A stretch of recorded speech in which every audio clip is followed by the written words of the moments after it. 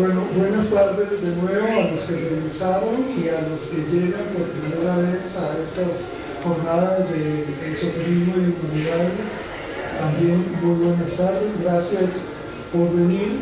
Y bueno, vamos a tener hoy una mesa en estos momentos muy especial porque va a estar consagrada justamente al espiritismo, bueno, con excepción de una ponencia, la de Karen Anaí, que por una cuestión de la ponente que estaba programada para hoy y que tuvo un problema con una cita médica, queda para mañana. Entonces Anaí, que iba a hablar mañana, pues nos hablará hoy. Pero estas dos ponencias de acá sí están vinculadas con el asunto del espiritismo y de alguna manera también con el magnetismo, que como vimos en la mañana son dos de las corrientes importantes del esoterismo del siglo XIX y que por otro lado tuvieron una gran influencia en la literatura europea, americana y mexicana en particular, como tendremos oportunidad de ver. Entonces creo que va a ser en este sentido una buena oportunidad para acercarse a esta relación entre literatura y espiritismo y dejar un poco los clichés del espiritismo, así como esa cosa como de loquitos y cosas por el estilo, como se suele asociar en medios de comunicación y demás, y ver que también fue un alimento espiritual, para usar las palabras de la época, para la gente en general y los artistas. Vamos a empezar con la ponencia de la maestra Dulce María Adame González, quien es maestra en Letras Mexicanas por la Facultad de Filosofía y Letras de la Universidad Nacional Autónoma de México. Actualmente cursa el doctorado en Letras en la misma universidad y se desempeña como investigadora de proyecto en el Colegio de México. Sus áreas de interés son la literatura y la prensa mexicana del siglo XIX y la edición crítica de textos de los siglos XIX y XX. Ha participado en diversos proyectos de edición y rescate de obras de escritores mexicanos del siglo XIX, pero se ha centrado en la obra de Pedro Castera, 1846-1906, del que ha editado la novela Aquarens en 2020, y en Sueños y Armonías y otros poemas, también por la UNAM, en 2015. Bajo la coordinación de la doctora Blanca Estela Treviño, fue coautora de la colección El Cuento Mexicano en el siglo XIX, en cinco volúmenes, publicado en 2013 por Esfiro. Bueno, queda con ustedes la maestra Adame.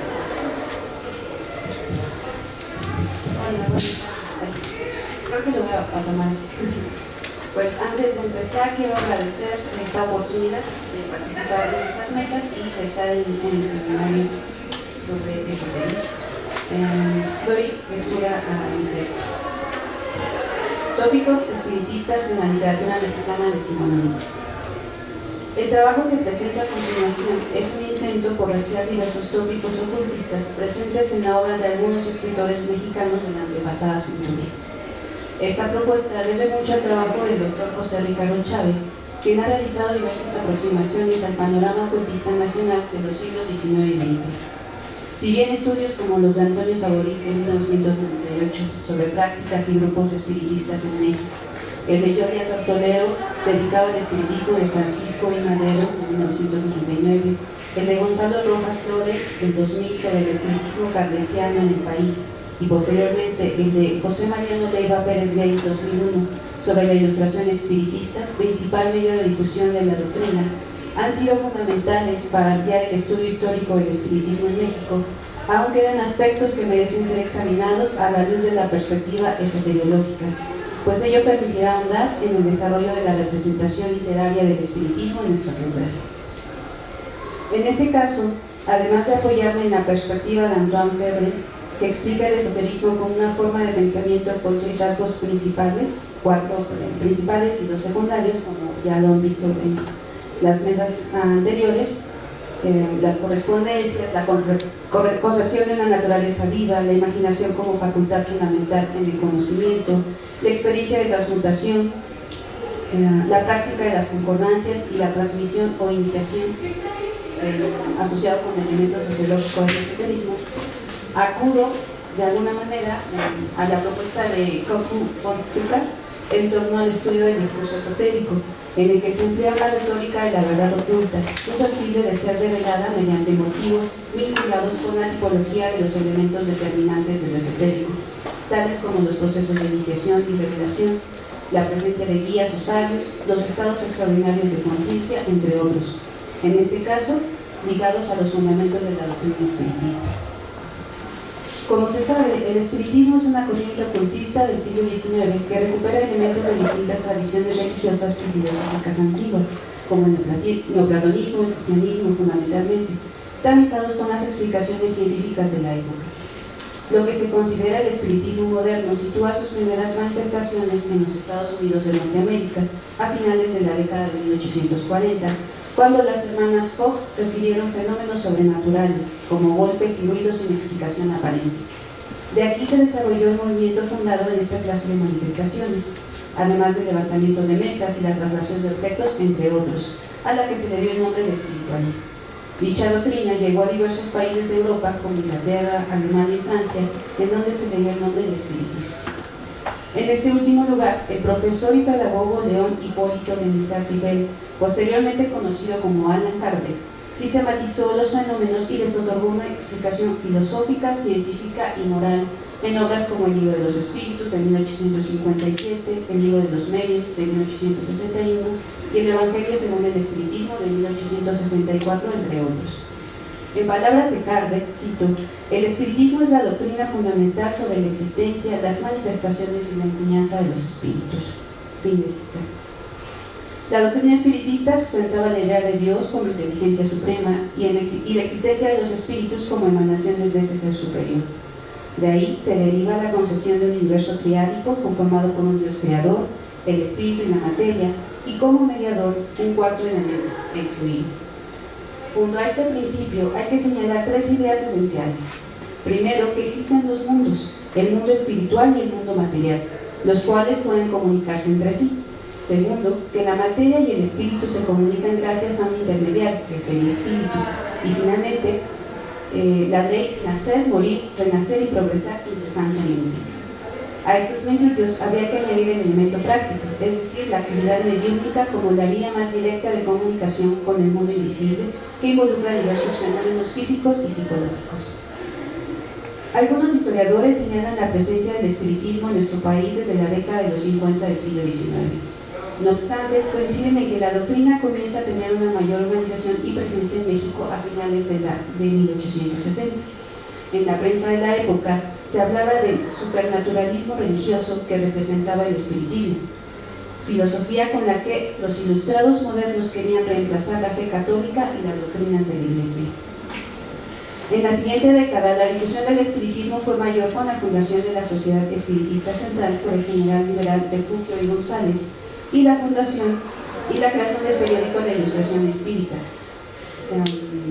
Su rápida aceptación entre los liberales, la facción política predominante en aquella época, se debió a que armonizaba la creencia en un Dios todopoderoso con la libertad individual sin intermediación de la Iglesia, el conocimiento científico y la moral dirigidos hacia el progreso humano.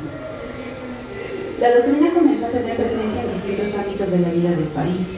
Uno de sus momentos más altos se ubica en 1875, año en que se llevó a cabo el más famoso debate en torno al espiritismo en las sesiones del Liceo Hidalgo, asociación literaria fundada en 1850, pero reactivada en la antepenúltima década del siglo XIX.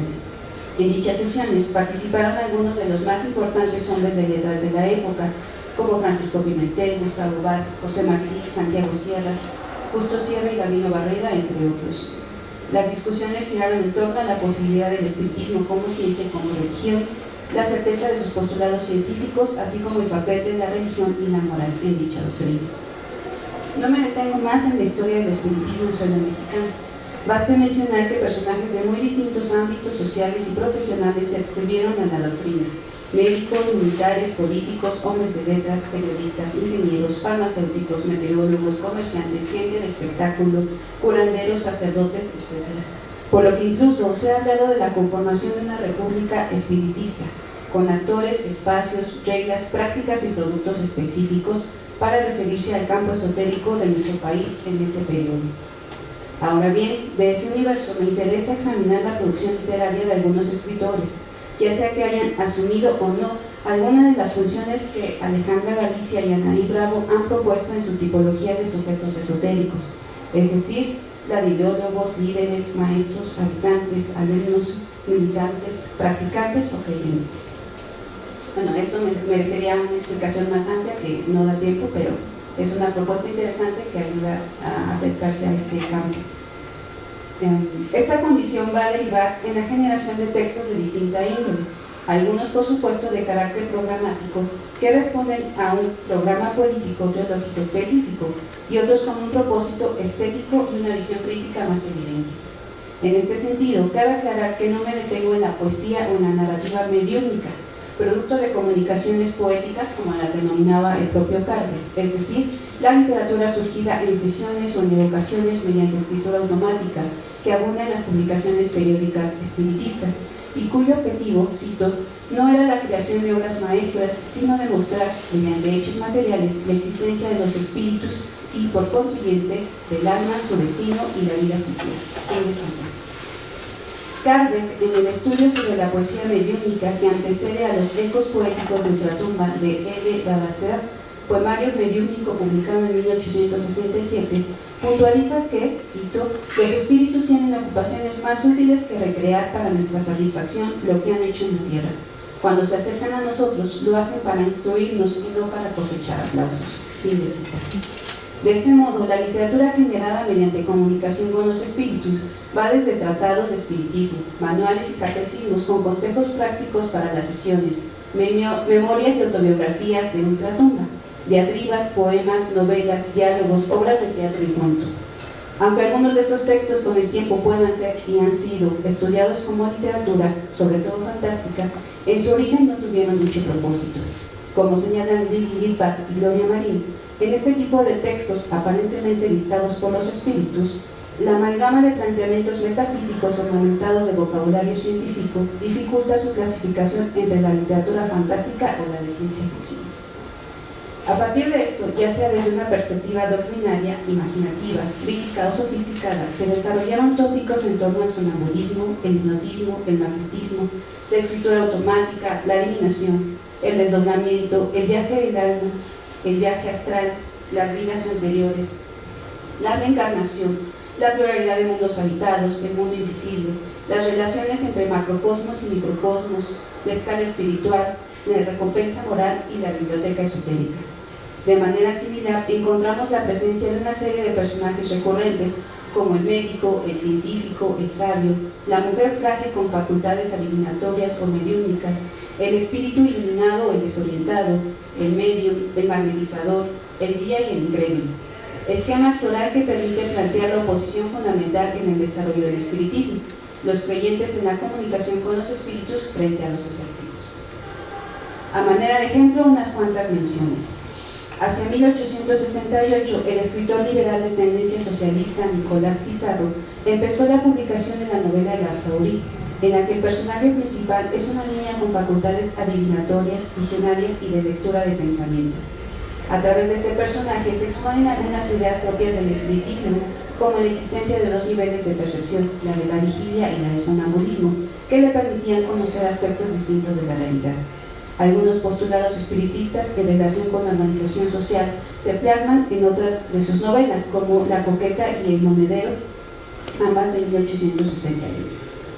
En la leyenda 3 del volumen Leyendas y fábulas para los niños del año 1872, que lleva por título Los dos gemelos, Pizarro aborda el tema de la encarnación.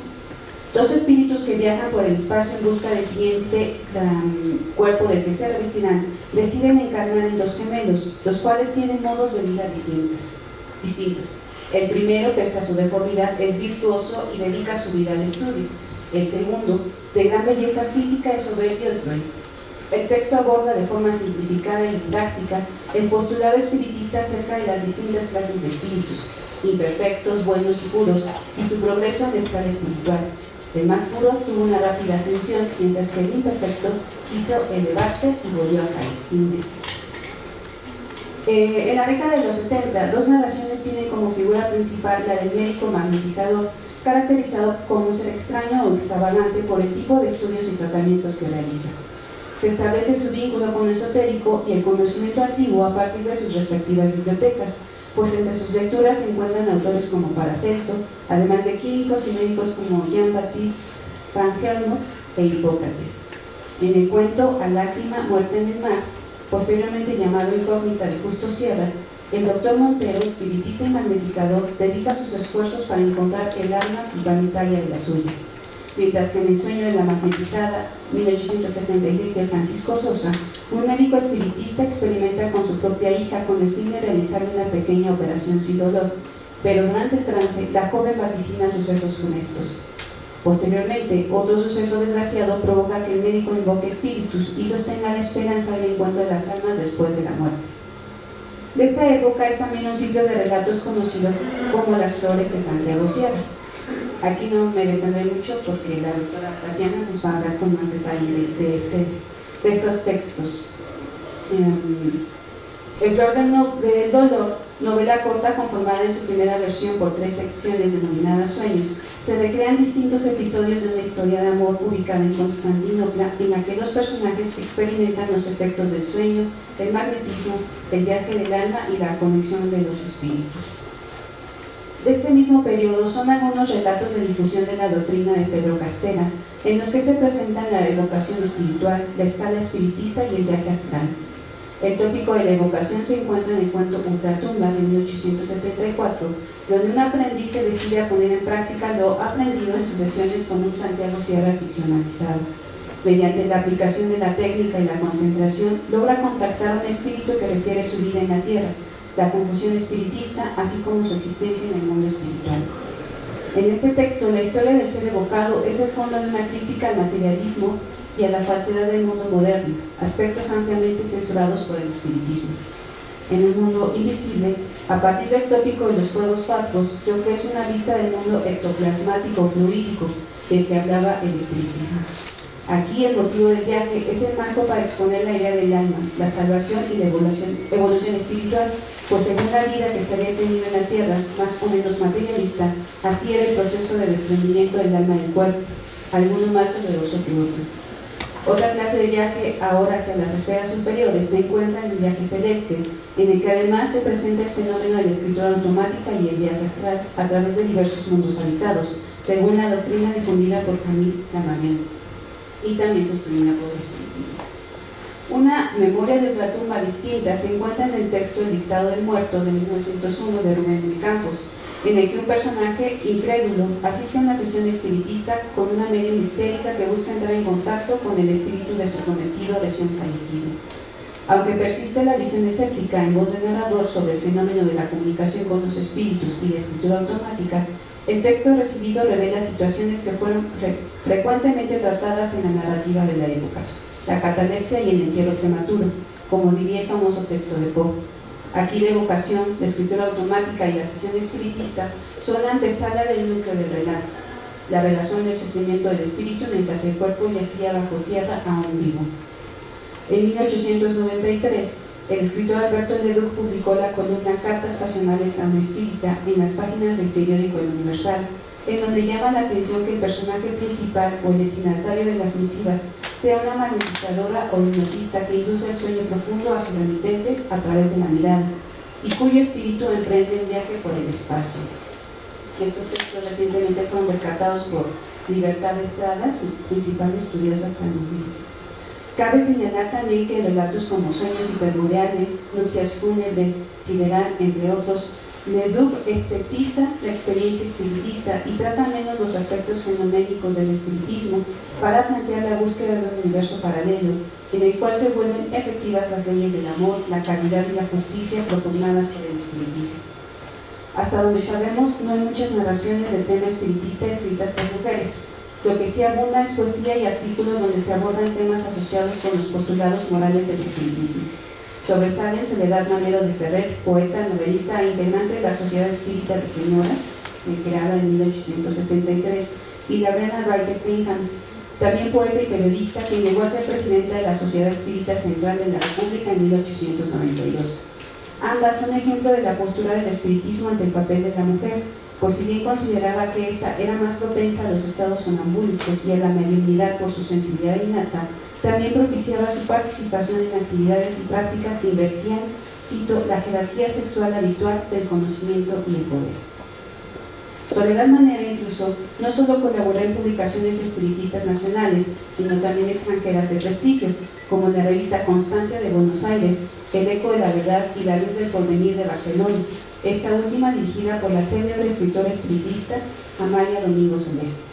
En dos textos bastante provocadores, Manero expone las incongruencias de la religión cristiana y otras religiones a partir de la noción de misterio. Por el contrario, sostiene que el espiritismo es una especie de tercera revelación en la que los espíritas se apoyan en pruebas y en una moral explicada satisfactoriamente, sin ningún misterio. Todo en ella está puesto al alcance aún de la más mediana inteligencia. Sus poemas, A un hermano espiritista y Dos espíritus, desarrollan los tópicos del guía e iniciador en la doctrina y el encuentro de dos almas que se habían amado en una vida pasada. No todos los escritores que abordaron fenómenos y temas espiritistas fueron practicantes o completos convencidos de la doctrina. Para algunos de ellos, tanto la parte moral y filosófica como la fenoménica les permitió explorar cuestiones en torno al alma y la creación poética, la expresión, la imaginación, el lugar del hombre en el mundo, o hacer una crítica al avance de la ciencia y la tecnología, a ciertas creencias y costumbres, e incluso a los sistemas políticos y económicos en boga. Para ello recurrieron al almacén de provisiones, como diría Curtius, con el que el propio espiritismo contaba. Como se ha visto, no todos los tópicos son exclusivos de esta corriente, sino que algunos tienen una historia detrás, pero se adaptaron a la temática espiritista, tanto para fortalecer sus planteamientos como para dar cuenta de una particular actitud espiritual. Queda aún mucho por decir, y de hecho me faltaron comentar varios, por decir de aquellos hombres y de aquellas mujeres de letras que inquirieron poéticamente, narrativamente y mediante el ensayo en el espiritismo. Se quedan en el tintero Marcelino Dávalos, Amado Nervo, Luis Gerrubín, Octavio Mancera, Luis Castillo Redón y un largo etcétera. Se inicia desde la Academia de México, desde los estudios literarios, una nueva aproximación a esa república espiritista. Muchas gracias.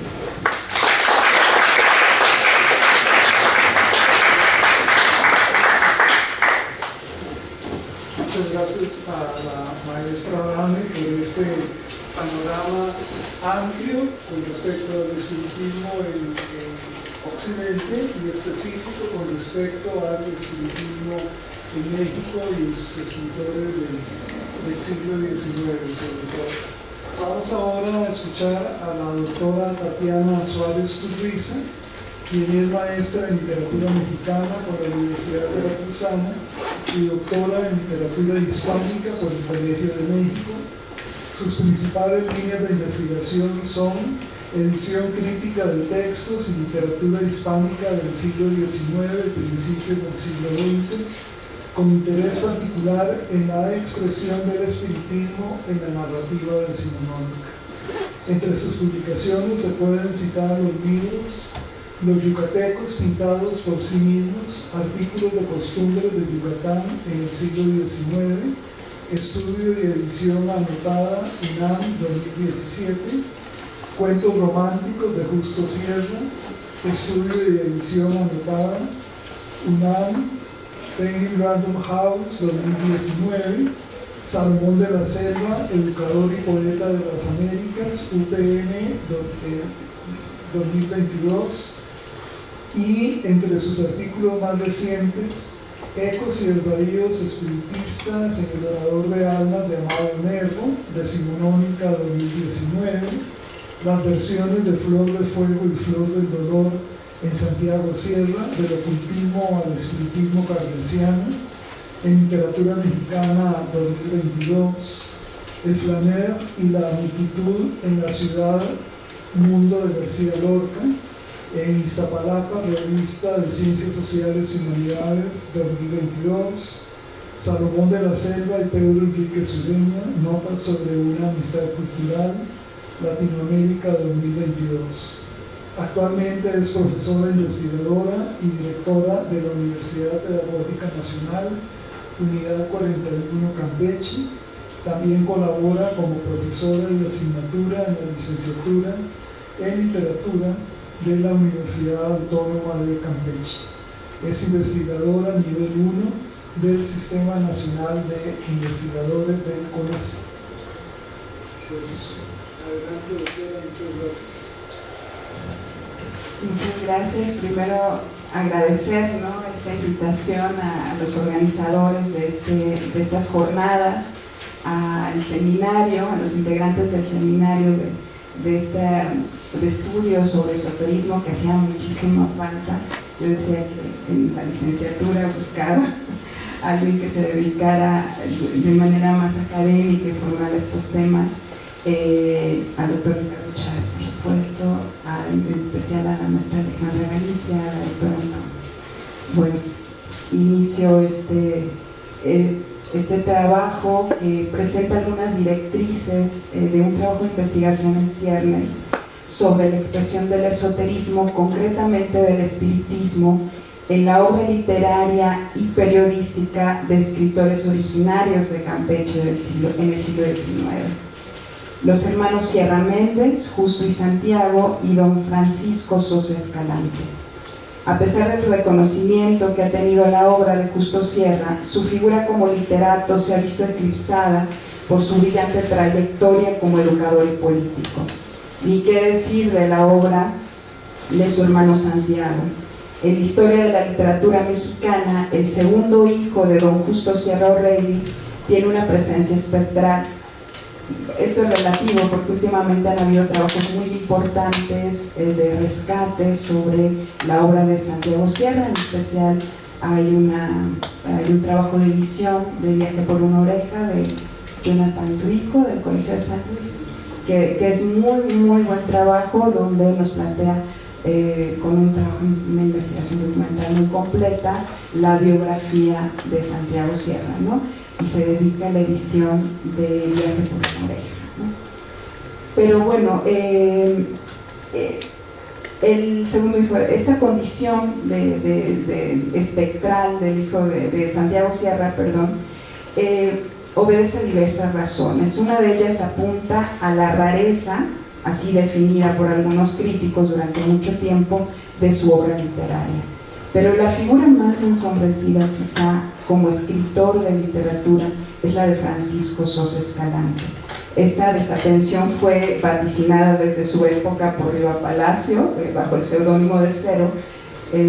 No voy a leer la cita, pero él decía que él se tenía la culpa por andar diciendo verdades, ¿no?, porque era un excelente crítico de literatura, crítico literario de su época. Entonces, cuando ya escribió como literato sus narraciones, obra literaria, pues en venganza los literatos y los críticos no lo han atendido, ¿no? Pero estos tres escritores, actores fundacionales de las letras mexicanas del siglo XIX, compartieron, además de su origen campechano, los tres convivieron durante su infancia en Campeche. En Campeche, durante la Guerra de Castas, vivieron el momento más importante de la Guerra de Castas. Recuerden que Justo y Santiago tuvieron que huir porque una turba iracunda de opositores a su abuelo, que era el gobernador de Yucatán, Santiago Méndez, quema la biblioteca familiar, incendia la casa, y bueno, ellos miran como niños este incendio y huyen hacia Mérida.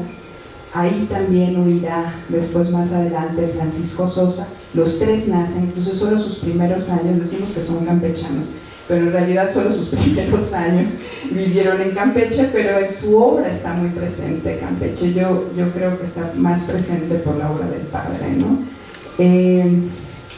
Bueno, Francisco Sosa, fundó con Ramón Aldana la revista de Mérida. De 1864 a 1914 la fundó circuló de 1864 a 1914. En sus páginas se puede testimoniar el cercano intercambio y diálogo literario e ideológico que mantuvieron los tres, aun cuando los Sierra partieron a la capital. Los hermanos Sierra, sobre todo Santiago, le envían para su reproducción y difusión en el terruño peninsular los textos, narraciones que publican en los periódicos de la capital. Pero las afinidades de estos tres escritores se pueden reconocer más allá de un origen compartido. Su obra literaria, poco visitada, particularmente en los casos de Santiago y de Francisco Sosa, puede estudiarse desde diversas perspectivas, pero la que aquí me interesa subrayar es la de la expresión de lo esotérico, del esoterismo, particularmente del espiritismo en su narrativa. Estoy de acuerdo con Ricardo Chávez en la importancia de acercamientos críticos a la obra de los escritores que tengan en cuenta las pistas hermenéuticas que puede ofrecer la revisión del patrón cultural de la época.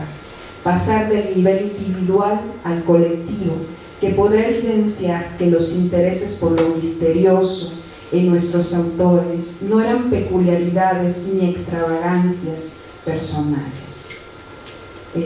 La rareza o extravagancia relacionada abiertamente con el espiritismo, con la que se ha singularizado la obra de Santiago Sierra, por ejemplo, también asoma en la narrativa y en muchos textos ensayísticos de Francisco Sosa, como en varios cuentos de Don Justo, sobre todo en aquellos publicados entre 1869 y 1873. Es decir, la lectura colectiva de estos autores da una pauta hermenéutica que apunta hacia ese similar patrón cultural, el momento de mayor entusiasmo del espiritismo kardeciano entre la intelectualidad mexicana. Mi acercamiento a su obra también es desde la anecdótica, de la crítica textual y sobre todo teniendo en cuenta su perspectiva hermenéutica, la dimensión hermenéutica de la filología. Algunos relatos de estos autores registran versiones que en el cotejo de sus variantes revelan una distinta configuración o expresión del tema esotérico u ocultista, que no puede interpretarse de manera cabal si no es a la luz de la revisión de su horizonte histórico-cultural, es decir, de los distintos momentos de influencia de las corrientes ocultistas en los campos de poder, siguiendo a Baudieu, sobre todo intelectuales en los que se movían y dialogaban estos autores. Por cuestiones de tiempo y también en razón de su mayor relevancia desde mi perspectiva, me centraré principalmente en la obra de Santiago Sierra, de manera concreta en uno de sus relatos, iban a ser dos, pero y al comentar su obra atenderé algunos hilos comparativos con la narrativa del mismo corte de su hermano Justo y de Francisco Sosa. Es pertinente recordar la distinción conceptual que José Ricardo Chávez establece en torno entre esoterismo, romanticismo y espiritismo. Cito: esoterismo es el término general, el proceso, que se remonta a varios siglos atrás y que incluye distintas corrientes, y ocultismo es uno particular, la cristalización en el siglo XIX. El espiritismo es, siguiendo al doctor Chávez, una de las corrientes o expresiones sistematizadas del ocultismo decimonónico. En la investigación de las relaciones entre literatura y ocultismo en el siglo XIX se han estudiado sobre todo a los escritores, cito, que recurrieron al ocultismo en tiempos de secularización, con diversos grados de compromiso que van desde la actitud más superficial, que utiliza temáticamente aspectos ocultistas pero sin compromiso personal al respecto, hasta autores cuyo involucramiento esotérico fue determinante en su carrera literaria y en su propia vida. Hasta ahí la cita. Esta categoría de escritores metidos ocultistas ha sido la más explorada, no así la de ocultistas metidos a escritores. Aquellos autores importantes en la historia del esoterismo, con obra doctrinal al respecto y que en algún punto de su carrera ocultista recurren a la escritura literaria para ampliar su público, pues se supone que ésta posee recursos de persuasión más amplios que el texto doctrinal. habría que discernir en cuál de dichas categorías cabría la figura de Santos Sierra. Santiago es ante todo un escritor de literatura, pero podría decirse que es un escritor metido ocultista, pero a la vez también un ocultista metido escritor.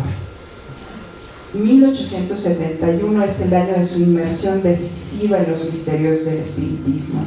En una carta fechada el 31 de marzo de 1872 y dirigida al barón de Gostkowski, Ignacio Manuel Altamirano refiere que el hermano menor de Justo en los últimos meses había estado, cito, entregado a las experiencias de Allan Kardec, y parece que con un éxito que le promete elevarse al pontificado de ese culto que tiene como todos sus fanáticos y enemigos.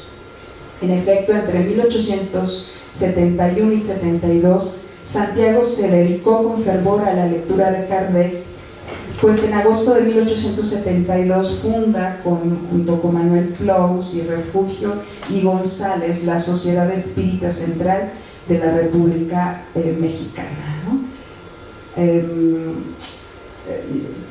Las ideas ya circulaban en nuestro país desde 1870 a través del periódico La Ilustración Espírita. En septiembre de 1872 empieza a editarse el periódico La Luz en México, órgano oficial de la Sociedad Espírita, que alterna su circulación con La Ilustración, apareciendo los días 8 y 23 de cada mes. Y aparece ahí un credo firmado por Santiago Sierra, donde dice, en el reglamento se declara como número 1, no hay un solo de sus miembros que no haya debido a las obras de Allan Kardec su instrucción espiritista.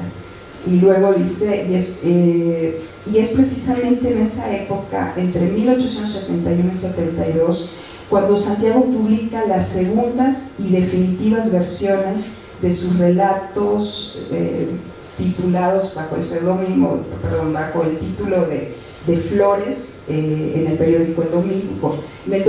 Antes de 1869 publica las primeras versiones en el periódico Violetas de Veracruz, y las reescribe para mí, ya después de sus lecturas espiritistas, las reescribe para 1872. Ahí mismo, en esos años, en 1871, como ya mencionó la maestra Dame, publica Sierra su cuento de vertiente espiritista X, que en 1896 reescribirá y publicará antologado en su libro Cuentos Románticos bajo el título Incógnita, en un escenario distinto que plantea también una diferente expresión literaria del espiritismo, el modernismo, a la vez que una distinta recepción. En mi opinión, algunas de las variantes que introduce don Justo en la versión de 1896 al cuento X de 1871, como en otro de sus relatos de tema ocultista, Nocturno, que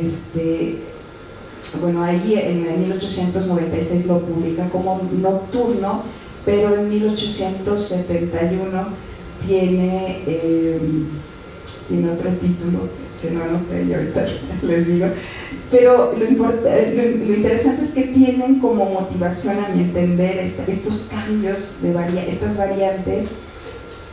Don Justo tiene en cuenta que se está enfrentando un nuevo panorama de lo ocultista espiritista en el ambiente finisecular. Tampoco me voy a detener en las variantes, porque hay un trabajo que está realizando en el Colegio de México sobre estas dos versiones, un trabajo de crítica textual sobre estas dos versiones de los cuentos de Justo Sierra. Pero también en El Domingo, en ese mismo año, aparece por primera vez El sueño de la magnetizada, de Francisco Sosa, relato, novela corta, que pasará al espacio bibliográfico en su antología 12 leyendas en 1877. Estos relatos de inspiración espiritista de los tres autores campechanos se enmarcan en la intensa discusión sobre la doctrina pseudocientífica de Kardec, que puede rastrearse en los periódicos más importantes de la época, pero también en los de la península. Por esos años 70, a través de la revista de Mérida, estos tres autores hacen eco de las polémicas en torno al espiritismo en la región peninsular. En la revista editada por Sosa encontramos no pocas cartas de Santiago en respuesta a críticos del espiritismo tanto en Ciudad de México como en Yucatán. Y entre 1876 y 78 también colabora, al parecer, Santiago en el periódico yucateco La Ley del Amor, periódico del Círculo Espírita Peralta, asociación espiritista iniciada en 1874 por Rudolfo G. Cantón. Esto es bien interesante porque Rudolfo G. Cantón era el secretario de Educación de Instrucción Pública, que era como el secretario de Educación de Yucatán en ese momento. Entonces era un promotor del espiritismo de Yucatán.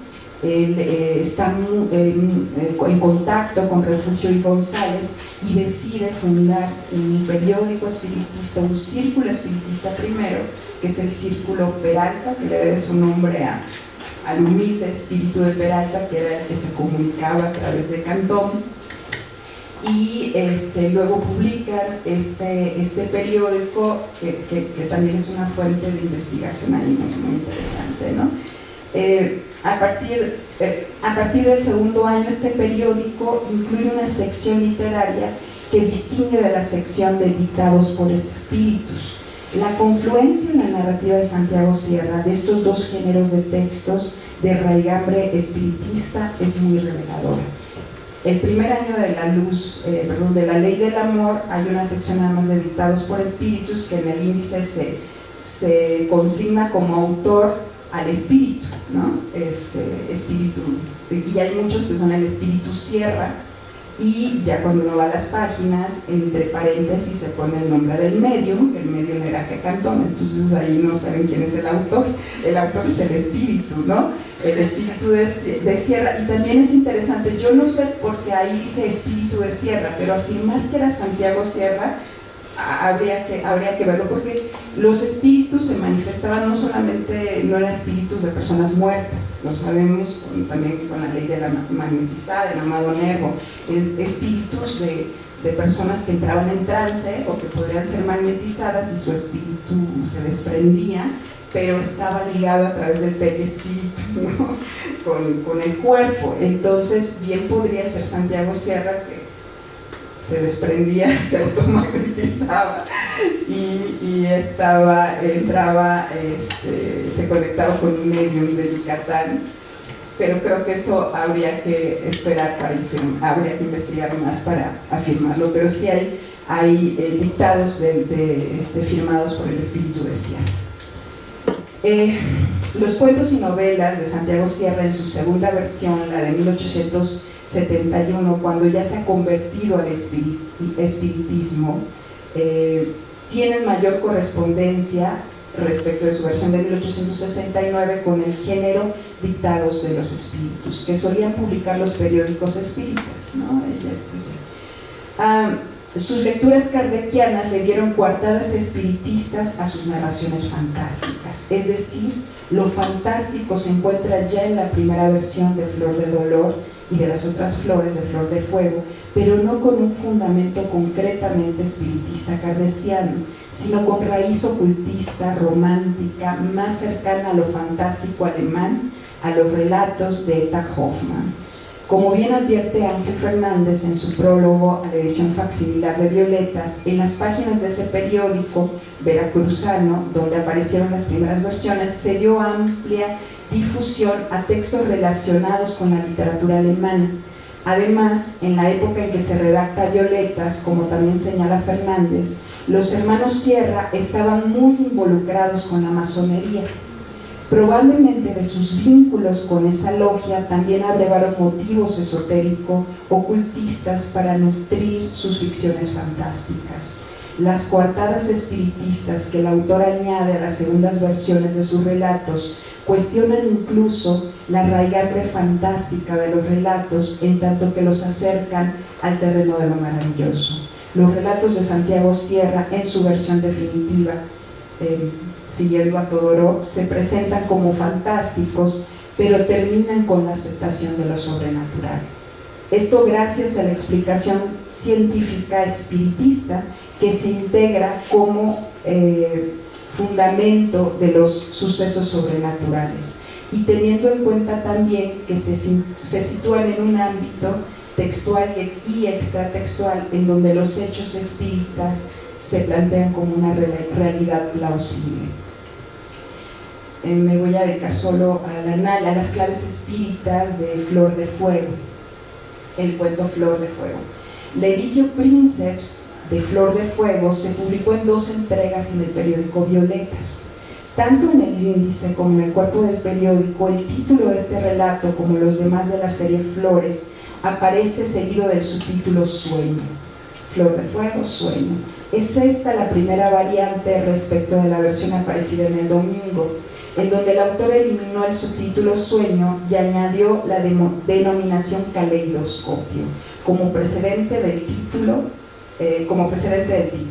Es significativo que bajo el término caleidoscopio, Santiago haya agrupado en el domingo no solo sus relatos literarios, sus flores, sino también sus artículos de carácter divulgativo sobre avances científicos y sobre el espiritismo. Alude pues de manera simbólica al vínculo entre el aspecto científico, instrumental y el fin estético. De esa manera el autor ratifica, a mi modo de ver, que la literatura tiene un carácter útil en sentido pedagógico y social, y al mismo nivel que otros géneros discursivos de carácter científico, y a la vez deja en claro el rumbo que para él tomó esa misión educativa del ejercicio literario, la divulgación y adoctrinamiento en la ciencia espírita para remediar o resolver, cito La Luz del Mundo, los dolores de la sociedad, los problemas de nuestra época, y dar aliento a las esperanzas todas del género humano. En el credo filosófico y religioso de la Sociedad Espírita Central, firmado por Sierra, se expone claramente el compromiso que asumieron sus miembros de promover la doctrina de Kardec por cuantos medios lícitos estén a su alcance. Su intención era explicarla, demostrarla y dilucidarla, empleando en esto los socios toda su instrucción. Así lo hizo Santiago. La suplantación del término sueño por caleidoscopio apunta también a la transición del sustrato ocultista al espiritista. Como ha estudiado ampliamente Albert Began, el motivo del sueño se encuentra en las raíces del romanticismo y tiene orígenes ocultistas. La oposición entre la concepción romántica y de vetas ocultistas y la del racionalismo se advierte mejor, de acuerdo con Began, en la supremacía que se otorga al sueño como medio de registro o revelación de una realidad suprema. El espiritismo, con su pretensión científica, plantea la disolución de esa abierta oposición entre espíritu y razón. De ahí que en el credo de la Sociedad Espírita, en los primeros preceptos se aclare: todo en la doctrina de Kardec está de acuerdo con los alcances de la razón humana. Y más adelante subraya su distancia respecto de otras sectas o corrientes ocultistas en virtud de su racionalidad. Las otras sectas, además de ser insignificantes, han caído en descrédito por no atender el anhelo científico y filosófico de la humanidad. Bueno, yo creo que nada más para cerrar, decir que en Flor de Fuego, lo interesante, tanto en Flor de Fuego como en Flor del Dolor y en las otras flores, Flor de Agua de Santiago Sierra, lo interesante es cómo la absorción del tema espiritista, pasar del ocultismo al espiritismo, replantea también el género. Es tan importante para saber cómo se pasa de lo fantástico a lo maravilloso, y también se cuestiona todo esto, cómo el juego, esto que llaman luego juegos metaficcionales y metadiscursivos, los encontraremos en la segunda versión, el plantear que esta realidad ficcional que se está estableciendo con el tema espiritista es completamente verosímil, pero alcanza la realidad extratextual, ¿no? Estos juegos, y es bien interesante relacionar estos cambios que realiza Santiago de su versión de 1869 a la 71 cuando ha leído Kardec y compararlas con lo que hace su hermano justo de 1871 que también incluye en su primera versión de Incógnita, que se llama X, este juego, como jugando con este género de dictado de los espíritus, sugiriendo que este cuento también es muy verosímil, sucedió en la realidad, quizá no jugando realmente, planteándolo como Santiago, como promotor del espiritismo, pero cuando lo publica en 1896, elimina todo esto. Santiago no alcanzó a llegar a 1896, entonces no verá a este hermano justo que prácticamente se desdice un poco de sus planteamientos espiritistas. Sigue estando el planteamiento espiritista, pero ya no hay este juego con la realidad extratextual. Bueno, ya nada más para cerrar, solo de un párrafo último. Me parece que el tema espiritista en los relatos de Santiago y de los escritores campechanos y de todos los escritores del siglo XIX no es pretexto para la fantasmagoría, constituye el fundamento y contenido de su propuesta estética. El estudio de las variantes autorales de índole espiritista en estas novelas de Sierra o en los cuentos de Santiago, incluso en las leyendas de Francisco Sosa, ha pretendido reafirmar que el vínculo de la literatura hispánica decimonónica con el ocultismo y el espiritismo, como ha sugerido José Ricardo Chávez, no debe interpretarse como una suerte de moda o extravagancia, sino como, cito, elementos fructíferos considerados hasta ahora marginales, pero que vistos de otra forma y en adecuado contexto, enriquecen las posibilidades hermenéuticas de obra, autor y sociedad.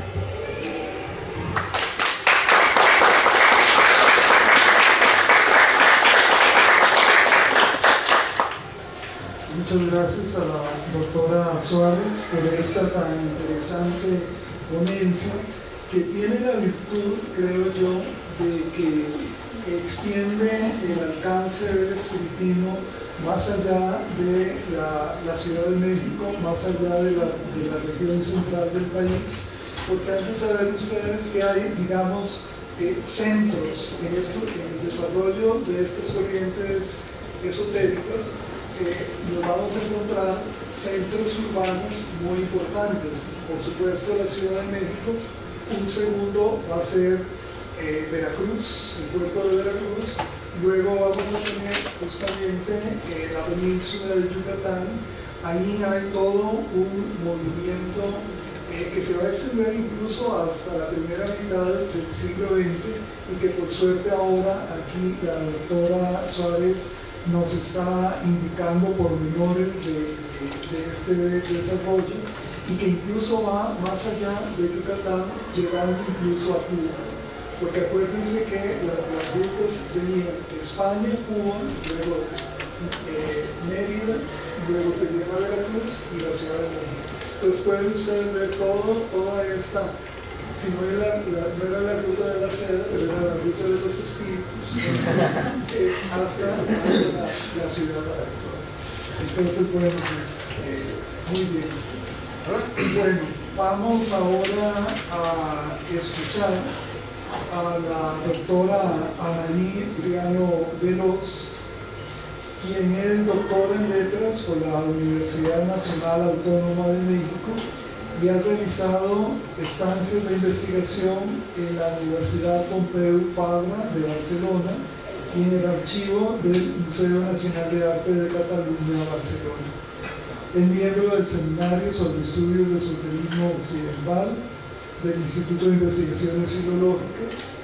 Entre sus publicaciones más recientes están los artículos Discurso místico, apofático en la poesía de Elsa Cross y Angelina Muñiz Huberman, Intelectualidad y Desdecir, 2019, La alquimia en la obra de Juan Eduardo Siglot, Reivindicación del esoterismo como conocimiento rechazado, en la revista Melancolía, 2019, y Mística Real y Celtismo en la que de Banum de Juan Eduardo Ciclón en 2020.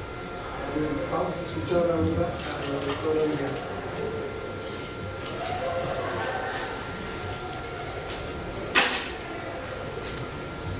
Bueno, ¿escuchan? Bueno, voy a romper un poco con esta relación tan interesante del espiritismo en México, pero creo que es de lo que voy a hablar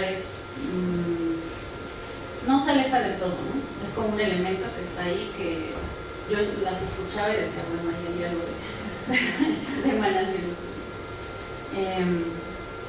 Dentro de los recientes estudios esoterológicos destaca justamente la consideración a un aspecto cosmológico que tiene implicaciones salvíficas, que es el emanacionismo. En Occidente, entre comillas, bueno, puede rastrearse su origen en el neoplatonismo, específicamente en la influencia que tuvo la filosofía de Plotino en sus seguidores griegos, desde Porfirio hasta Proclo, después latinos, desde San Agustín hasta Boecio, cristianos como Pseudo Dionisio o Meister Eckhart, judíos, filósofos como Maimónides o cabalistas como Isaac Luria, y árabes desde Yaqub al-Kindi hasta Ibn Arabi.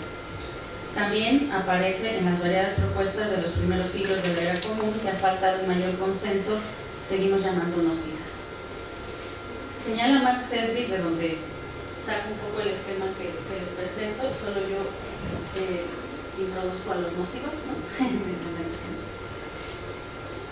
Que un resumen algo simplista del complejo sistema emanacionista plotiniano podría ser el siguiente, cito a Sedgwick: los seres humanos están conectados por sus almas individuales con el alma universal, que está conectada con la inteligencia de la cual emanó y de donde vienen las formas, la belleza y la verdad. Las almas humanas comparten lo divino. Esto es lo que necesitamos entender y es donde la filosofía puede ayudarnos. Más allá de eso, para moverse hacia el alma universal, en lugar de alejarse de ella hacia el mal metafísico o a la materia, necesitamos otros medios, purificaciones o virtudes. Con la asistencia de la purificación y las virtudes, podemos alcanzar la inteligencia y desde la inteligencia podemos dar el último paso hacia el uno. Las almas humanas no solo comparten lo divino, sino que pueden y deberían regresar a lo divino. Este movimiento de retorno es a veces llamado, de acuerdo con Sedgwick, el tirón o la atracción emanativa. A diferencia del creacionismo ortodoxo, en donde se debe mantener la diferencia entre el creador y lo creado, el emanacionismo implica que lo creado es en esencia divino y la diferencia radica únicamente en el grado de perfección. Así, postulados como el de Meister Eckhart, yo soy en esencia más bueno que Dios, tienen sentido desde un punto de vista emanativo, porque a Dios no se le puede adjudicar ningún atributo humano. Sin embargo, suenan completamente heréticos desde la perspectiva creacionista. Gunther Hanegraaff recurre justamente al heresiólogo Jacob Thomasius del siglo XVII para hacer notar que, cito a Hanegraaff, el verdadero núcleo del error pagano era su rechazo a la doctrina de la creatio ex nihilo, en favor de la eternidad del mundo. En contra de la distinción entre Dios y el mundo, o entre el creador y la creación, el paganismo hizo al mundo eterno, como a Dios mismo. Todas las creencias heréticas estaban al final fundadas en esta creencia, el emanacionismo. Almas o inteligencias no son creadas, sino derramadas de su esencia divina. El dualismo, forma y materia, o Dios y materia, son dos principios coeternos, simultáneos. El panteísmo, el mundo es Dios, y el materialismo, Dios es el mundo. En sus diferentes formas, todas estas variaciones ascendieron a la deificación de la creación a expensas de su creador. Fin de cita. Otro término que debemos considerar es el de cosmoteísmo, que algunos usan como, digamos, sinónimo, aunque a veces tiene alcances mayores que el del emanacionismo.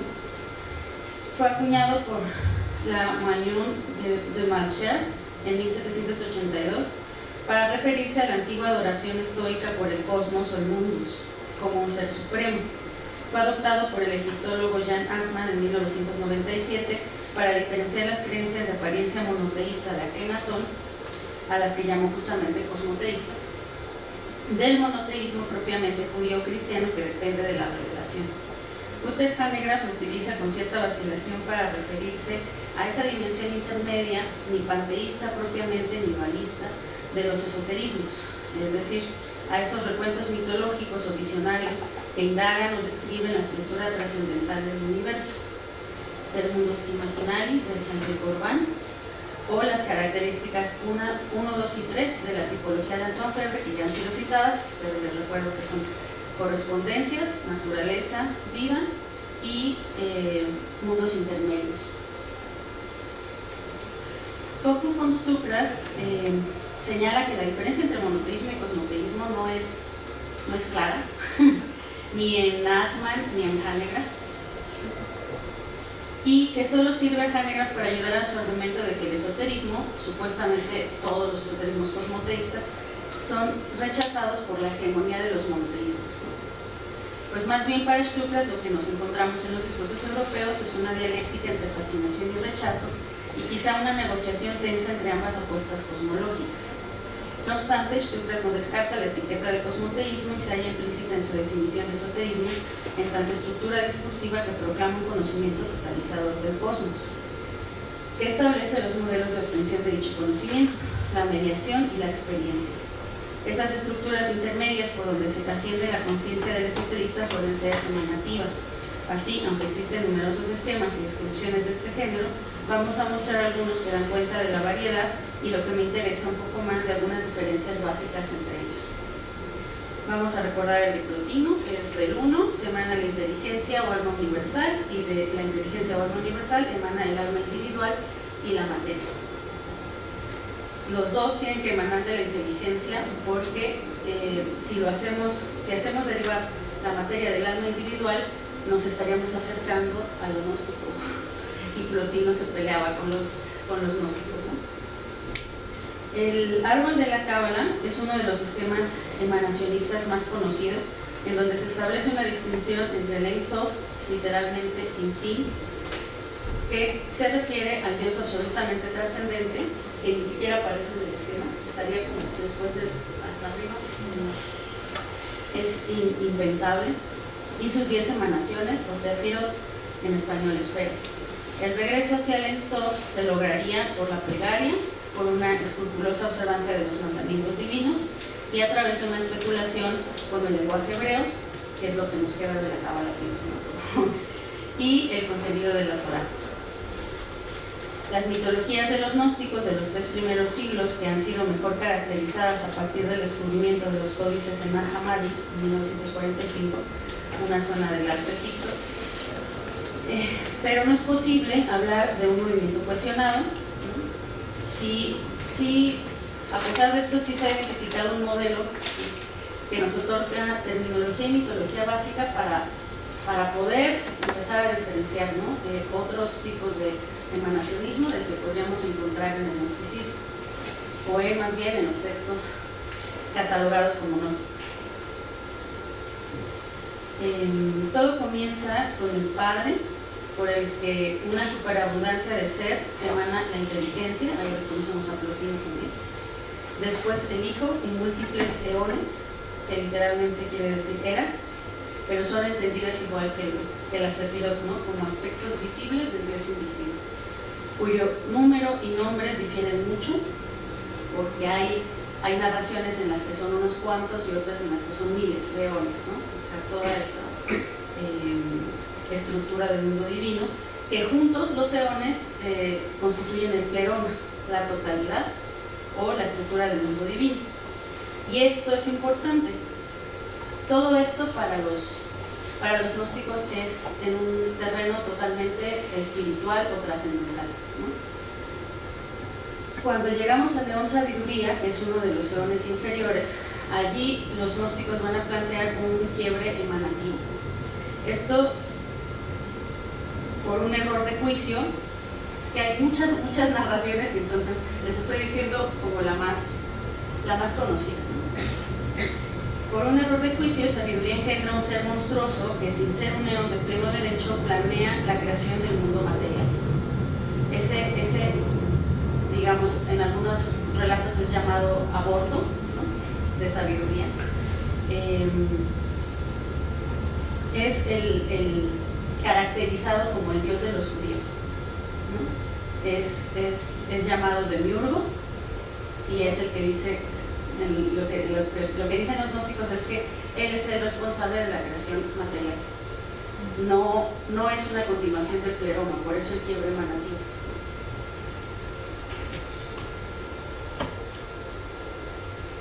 El ejemplo que les muestro de esquema emanativo está extraído del Códice Astio, conocido ampliamente como Pistis Sophia, descubierto en el siglo XVIII en circunstancias enigmáticas, adquirido por el Museo Británico en 1795. Reproduzco la traducción que hizo al inglés el pionero en estudios gnósticos antes de George Robert Stowe Mead, y que pudo ser leída por José Gorostiza con bastante certeza, pues fue publicada por primera vez en 1896. Destaco, por ejemplo, en este esquema emanativo, a diferencia de los otros, el inicio de la emanación, con todos que es innombrable, ¿no? Porque excede, les decía, excede la imaginación humana, pero también destaca el grado de especificidad de los niveles intermedios, y el esquema no termina en el mundo donde habitamos los humanos, como en, por ejemplo, el árbol sefirótico, sino que se incluye un apartado para el inframundo.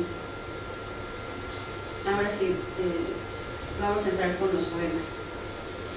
José Gorostiza es parte del grupo mexicano de los contemporáneos, reunidos en torno a la revista del mismo nombre. Aunque los intereses de todos eran muy diversos, se conectaron con las vanguardias literarias y tenían una especial predilección por la poesía. Gorostiza escribió poco, apenas 2 poemarios y algunos poemas sueltos, pero uno de los libros, Muerte sin fin, publicado en 1939, es considerado uno de los poemas intelectuales más importantes de la literatura nacional. Por lo mismo, es uno de los poemas que ha gozado de muchas lecturas e interpretaciones. Está compuesto por 775 versos y dividido en 10 partes, y trata sobre el origen y la naturaleza del mundo, así como de la condición humana en términos espirituales.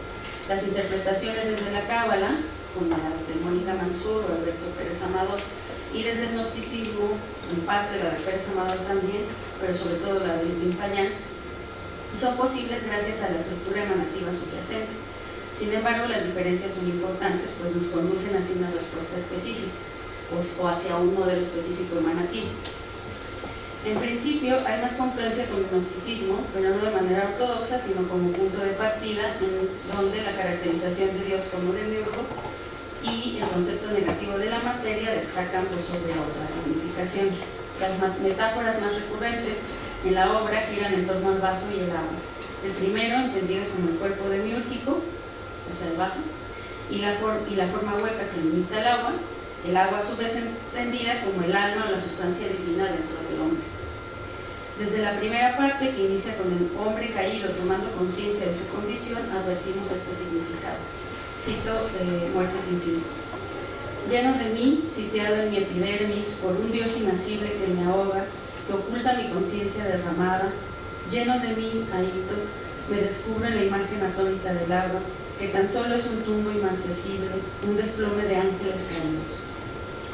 Qué desnudez de agua tan intensa, qué agua tan agua, está en su orbe tornasol soñando, cantando ya una sed de hielo justo. Fin de cita. Sin embargo, esa primera visión negativa de la materia, o sea, del vaso que limita el agua tan agua, se transgrede, pues pareciera que para Gorostiza el mundo material sí puede contagiarse de la luz derramada. Y cito otra vez: no obstante, o paradoja, constreñida por el rigor del vaso que la aclara, el agua toma forma. Si fuera el sentido cabalístico el central del poemario, no sería esto una paradoja, sino un entendimiento de cómo se crea la vida espiritual y la material. Pero no es así, resulta una paradoja porque es un resultado no esperado. Cito otra vez el poema: mas qué vaso también más providente, este que así se hinche como una estrella en grano, que así en heroica promisión se enciende como un seno habitado por la dicha. Fin de cita. La alabanza del vaso se explica porque es este mundo el que permite la palanca emanativa, la llamada al ascenso. En otro verso dice: en heroica promisión se enciende un ojo proyectil que cobra alturas. En el apartado 9 del poemario, el más extenso de todos, se nos revela que es en el instante de la muerte cuando el vaso cede a la informe condición del agua y se deja arrastrar nubes arriba. Ocurre en ese instante, en el instante de la muerte, de la agonía, un impresionante retorno a la semilla narrado desde los versos 554 hasta el 720, en donde todo el cosmos, animal, natural y mineral, es arrastrado hacia su origen, en donde el hermoso lenguaje se le agosta, se le quema, confuso en la garganta, exhausto de sentido. Sin embargo, este regreso, que la mayoría de los críticos como que están como convencidos de que se refiere al pleroma o a esta estructura divina y espiritual, ¿no?, del cosmos, a mí todavía me quedan dudas, ¿no? O sea, porque después de todo este regreso, lo que encontramos es al demiurgo, desde mi lectura, ¿no?, porque ese Dios, o sea, dice, arrastra todos los minerales y las plantas y los animales hacia el origen, y al final solo queda sobre las grandes aguas flotando el espíritu de Dios que gime, ¿no?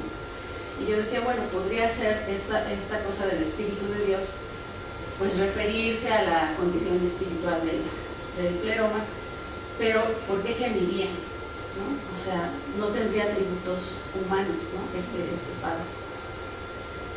Y luego sigue, ¿no?, después, que gime con un llanto más llanto aún que el llanto, como si herido hay él también por un cabello, por el ojo en almendra de esa muerte que emana de su boca, hubiese al fin ahogado su palabra sangrienta.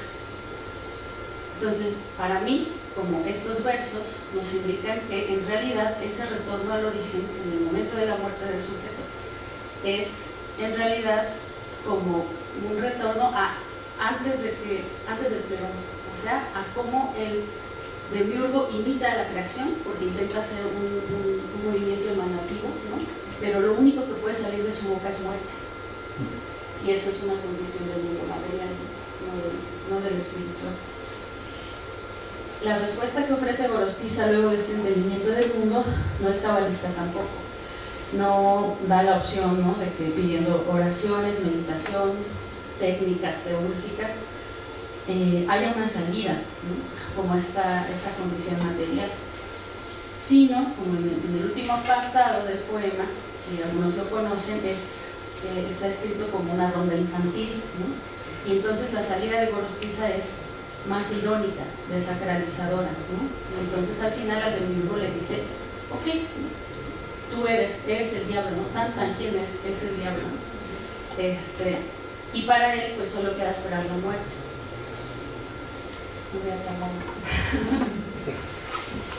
Voy a entrar ahora con Juan Eduardo Cirlot, 30 años adelante, y a la España de posguerra, con el poeta barcelonés Juan Eduardo Cirlot. El emanacionismo en su obra se puede resumir con el inicio de sus aforismos.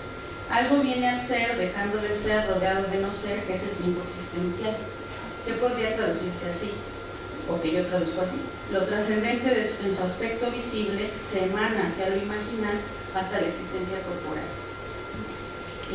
La poesía de Cirlot, de una profunda regambre esotérico-cósmica, nos ofrece, más que nada, la mayoría de sus poemarios, unas sendas de ascenso, ¿no? O sea, nos da esta pista como para leerlas en sentido emanativo, pero lo que más encontramos es como ese impulso de ir hacia arriba.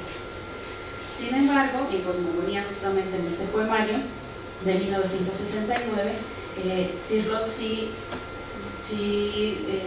relata, digamos, este movimiento, este nacimiento, ¿no?, del mundo y del ser. El primer poema, por ejemplo, dice: nace la carne informe y el azar espera. De pronto los astros son sollozos y la luz despedaza su boca lentamente. Lo discontinuo graba y al pasar el horizonte excava el hundimiento. Y todos son metáforas hacia abajo, hacia abajo, hacia abajo. El río, la luz que va emanando. Me estoy saltando porque ya no me queda mucho tiempo. Hay otro poema que igual sí les leo un poquito más. Son los halos que viven en las cimas, con C. Son las cimas que lloran, que están vivas y miran con mis ojos desde un fondo. Y utiliza cimas y cimas con C y S, este homófono, para ver cómo se invierten las cosas, ¿no? O sea, esta geografía como elevada y luego ver hacia abajo y estos ojos, ¿no?, que se están mirando como un juego de espejos, que lo que hace es como retratar ese impulso que te jala hacia arriba otra vez. Para Cirlot, a diferencia de Gorostiza, porque Cirlot también estuvo muy interesado por el gnosticismo, y sí hay ciclos de su poesía que se pueden leer como gnósticos, este poemario y otros no se adscriben, digamos, a esta visión tan negativa o rupturista de la materia, ¿no?, sino que dice, sí hay dolor, ¿no?, porque debe haber para que se cambie, digamos, la energía espiritual, tiene que haber una transgresión de alguna manera, ¿no?, para generar la materia, pero no necesariamente tiene que ser un quiebre, ¿no?, sino que es una continuidad.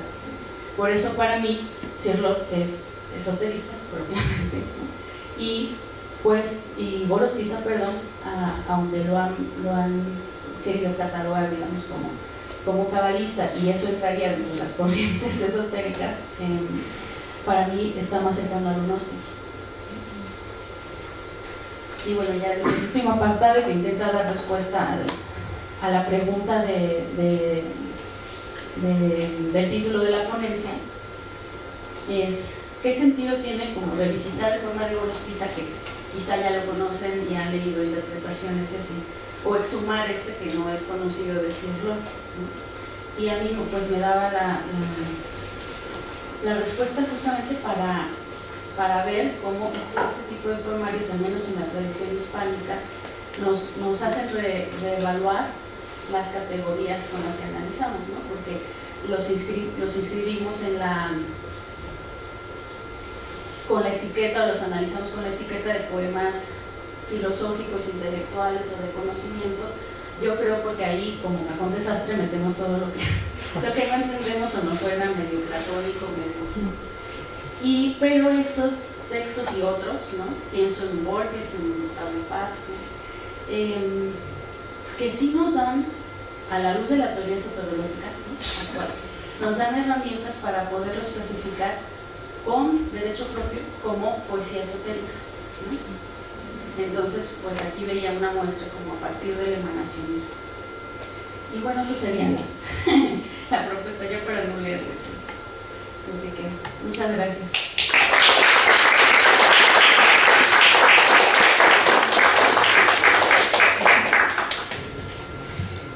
Muchas gracias a la doctora Mariano por su ponencia, en donde presenta y desarrolla esta categoría tan importante del paisaje esotérico, que es el emanacionismo, por oposición justamente al creacionismo, y que ella ha hecho muy bien remontar hasta Plotino.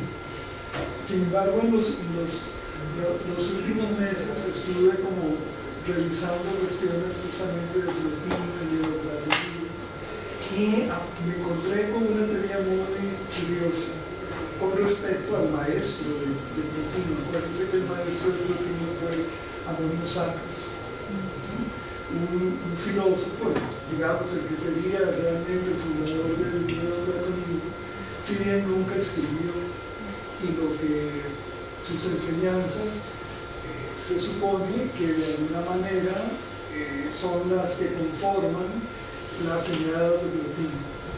Pues bien, entonces mucha de la discusión se ha ido a ver quién fue ese Amonio Sacas, existió o no existió. Y hay una teoría que proviene justamente del ámbito alemán y que sostiene que Amonio Sacas fue más bien un monje proveniente de la India, y que por lo tanto Amonio Sacas es Amonio Sakya. Sakyamuni. Entonces tendríamos a Amonio Sakya, ¿verdad?, que sería, digamos, en ese sentido una continuación, porque encontramos también el emanacionismo en contexto hindú. Es una categoría compartida con ciertas metafísicas de la India, y como hay, digamos, estudiosos del neoplatonismo que han tratado de establecer ese vínculo entre la India y la Grecia neoplatónica, por llamarlo así. Entonces han lanzado esa hipótesis que por supuesto algunos otros no comparten y demás, pero bueno, no deja de ser interesante esta referencia a Amonio Sakia en ese sentido. Pero bueno, creo que la mesa ha sido pues, muy rica, muy diversa, si bien dos de ellas se han centrado en el espiritismo, nos han dado digamos un espectro de autores mexicanos muy curiosos, muy especial, muy importante, y en el caso de Anaí, pues tenemos esa confrontación entre Gorostiza y Cirlot a partir de la nacionalidad. Pero bueno, tienen la palabra ustedes, hagan preguntas, hagan comentarios, aquí tienen ustedes la posibilidad de despejar sus dudas o de simplemente platicar al respecto. ¿Sí? Yo tengo una duda respecto a ese paralelismo que tiene justamente entre masones y espiritismo que llegué a escuchar. Obviamente sabemos que dentro de todo este rubro masón mexicano, que ha sido prácticamente la pieza fundamental dentro de toda la organización, ¿cómo realmente se conjunta el espiritismo con la masonería, digamos, simbólica? Porque nunca, digamos, ya no es tan secreto la masonería, ya se puede acceder un poco más a ello, pero ¿cómo se conjunta en esa parte, digamos, en la literatura? ¿Y dónde se ve presente ese espiritismo dentro de la masonería? Porque eso me quedó como esa duda, además de que es muy interesante saber más allá de Madero a veces, ¿no? Que nunca me lo esperaba, ¿no? Porque siempre es Madero, bueno, ahora los hermanos Sierra. Bueno, mira, no soy experta en masonería. Lo único que te puedo decir es que en el caso de los Sierra, bueno, los masones en esa época, los Sierra y muchos de los intelectuales del siglo XIX estaban eran masones, pero ahí, según entiendo, ya o sea, hay creencias ocultistas más bien, del esoterismo, ¿no? No hay, creo que el doctor Ricardo Chávez sabría más puntualmente qué hay, pero después viene el espiritismo. Por ejemplo, en el caso de Santiago, él escribe siendo masón y con su acercamiento al ocultismo a través de afiliado, digamos, a la masonería, escribe sus relatos. Entonces ahí encontramos ya pues el tema también del magnetismo, del mesmerismo, que yo creo que también eran parte de la masonería, ¿no? También el tema de otros mundos habitados, pero no concretamente como los sistemas. Lo que hace Allan Kardec es sistematizar, ¿no? Estas creencias, convertirlas como en una doctrina científica y añadirles pues toda esta parafernalia fenoménica que es, por ejemplo, todos estos fenómenos de aparición de los espíritus, de presencia del espíritu. El fundamento es el mismo, pero ya no con esta comprobación, digamos, racional, científica y que plantea el espiritismo. Entonces eso, analizando la narrativa, por ejemplo, de Santiago en estos dos momentos, pues también reconfigura el tema de lo fantástico, ¿no? Porque de ser un elemento, un tema ocultista que estaba ahí, al meterle todo este fundamento racional, espiritista, y decir que esto es posible, o sea, la aparición de esto es posible en el plano de lo real, pues lo convierte en un relato maravilloso, ¿no? Perdón. Bueno, es que me hace pensar, como tomando esa ruptura, ¿no? Por ejemplo, lo que hablaba la doctora Ariano, y pensando el espiritismo, cómo ya no funciona el modelo fantástico también, ¿no? Porque justo lo fantástico implica una ruptura. Y aquí lo que estamos planteando es una serie de continuidades, ¿no? Un despliegue de dimensiones, de niveles de materialidad, ¿no? Entonces, así como puede haber poesías, creo que tenemos que repensar la creación del género esotérico en la literatura, porque ya no nos están alcanzando las categorías, ¿no? O sea, ustedes lo están viendo, ¿qué es esto? ¿Es ciencia ficción? ¿Es fantástico? ¿Es realismo? ¿No? Porque es real, ¿no? Y es racionalista totalmente, es poesía filosófica, entonces creo que estamos comprobando que es necesario replantearnos la cuestión architectual, ¿no? Como, ¿dónde clasificamos esto? ¿Qué géneros? Porque nos están quedando cortos, es lo que se está demostrando. Yo creo que es la clave, que nos estamos quedando cortos. A mí me pasa con la crítica textual, que de pronto veo, sí, registro la variante, y la variante hace que este sea un relato maravilloso, ¿no? Pero de pronto me falta algo más, o sea, ¿por qué cambió esta variante? ¿A qué se debe esta variante? Y ese algo más, por ejemplo, de pronto dicen, es el relato maravilloso, hay una paradoja en el texto, un sistema paradoxal, decían en el donador de almas llamado Nervo.